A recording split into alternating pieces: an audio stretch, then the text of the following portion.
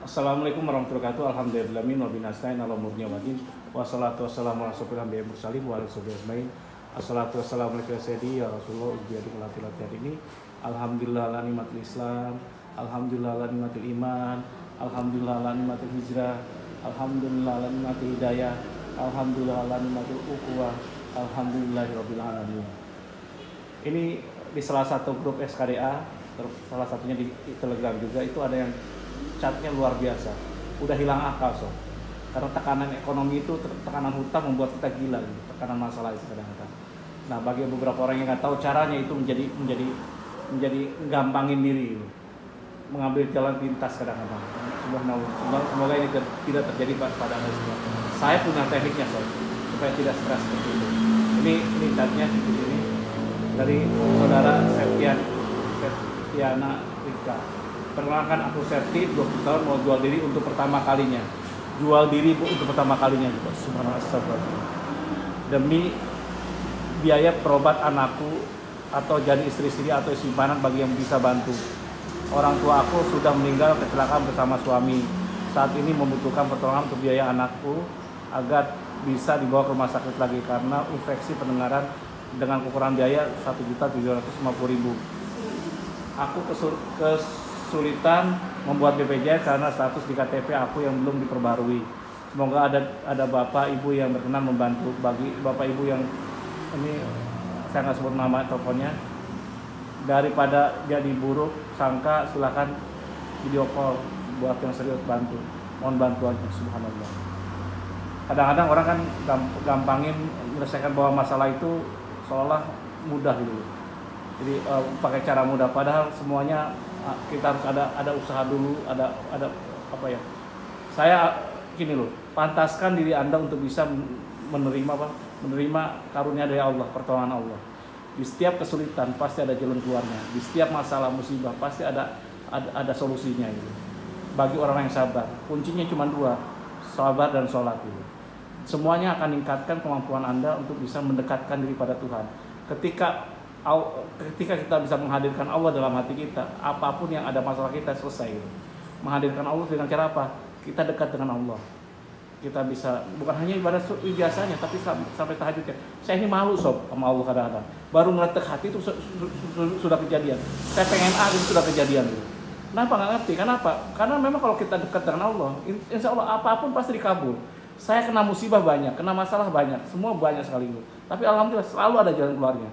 Salah satu cara untuk menjadi selalu ada jalan keluarnya adalah apa? Dekatkan dirimu pada Allah itu. Terutama kalau bukan hanya sholat fardu, kita lakukan banyak sunnah itu. Setiap habis sholat 2 rakaat. Paksakan aja. Jadikan, saya mohon maaf ya, saya tidak pernah mau didikte oleh siapapun. Saya tidak pernah mau didikte oleh masalah. Saya tidak pernah mau didikte oleh DC, debt collector. Saya tidak pernah mau didikte oleh bank. Mau ngerengek-rengek, mau gimana, mau ngancep, bodo amat. Saya tidak mau didikte oleh orang lelang. Tanah saya mau dilelang tanggal 28 ini. Saya ini enggak, pasrah aja sama Allah. Kenapa? Apapun kalau sesuatu loh.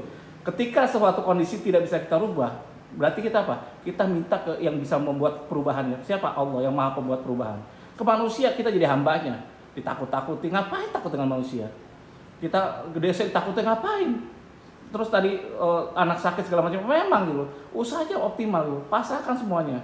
Usaha dulu, jangan gampang nyerah dulu. Ketika Anda pakai jalan yang lain, pertolongan Allah selesai di situ. Jadi kita kan nggak minta pertolongan dari Allah, kan Allah marah gitu. Kan ada salah satu ini juga katanya. Ketika engkau, Allah lah sebaik-baik penolong dulu. Kalau tanpa Allah, siapa yang bisa menolong selain Allah? Itu janji Allah. Jadi luar biasa.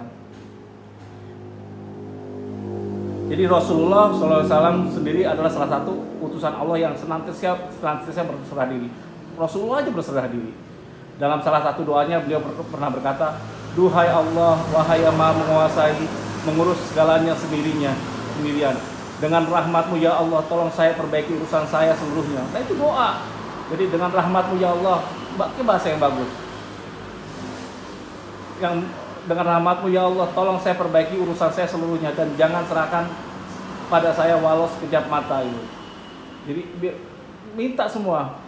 Jadi sikap berserah diri akan bawa manusia pada pertolongan Allah SWT dalam menghadapi setiap permasalahan. Sayangnya tidak semua orang mampu berserah diri. Sebaiknya manusia seringkali mengandalkan pada selain Allah. Itu benar, Sob. Jadi kalau kita menggantungkan diri pada selain Allah, membawa ketidaknyamanan dalam hidup.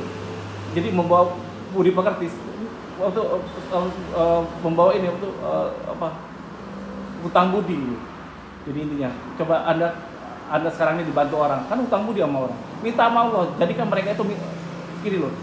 Saya contohnya salah satu contoh. Saya terapkan ini udah 5 tahun sampai 10 tahun. Saya tuh tidak pernah mau minta-minta sama siapapun gitu. Termasuk jual bisnis. Kalau bisnis kan kalau ada marketing wajar, sales kan wajar gitu. Kalau saya nggak sampai nggak kayak gitu, biarkan Allah yang memberikan kerjaan ke saya. Akhirnya orang datang.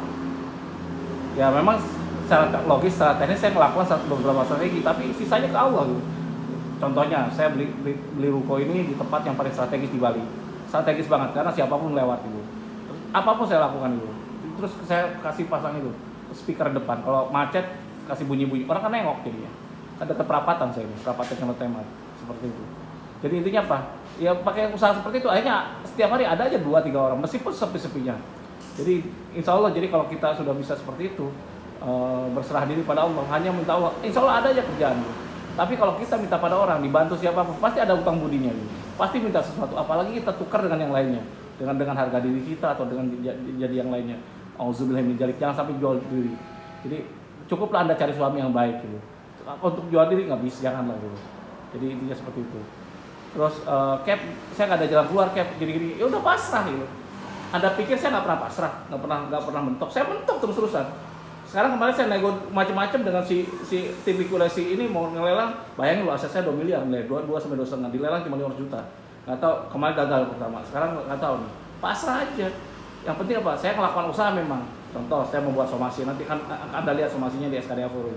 Saya membuat surat ke mereka semua segala macam-macam. Kalau nanti suatu saat saya tempelin di bawah tanah ini dalam pengawasan ini untuk sengketa itu. Tapi kalau nggak bisa juga, ya udah pasrahkan pada Allah.